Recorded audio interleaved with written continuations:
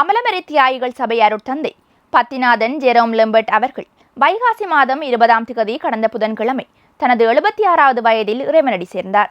மன்னார் பேசாலை பங்கைச் சேர்ந்த இவர் 1981ஆம் ஆண்டு குருவாக திருநிலைப்படுத்தப்பட்டு இலங்கையின் பல பகுதிகளில் 25 ஆண்டுகளுக்கும் மேலாக மறையுரைஞராக பணியாற்றி தமிழ் பேசும் கத்தோலிக்க மக்களிடையே பெரும் வரவேற்பை பெற்றார். நகைச்சுவை கலந்த ஆழமான பிரசங்கங்களால் இறை வார்த்தையை ஆழமாக எடுத்துரைத்த இவர் நெடுந்தீவு உள்ளிட்ட பல பங்குகளில் அர்ப்பணிப்புடன் சேவையாற்றினார்.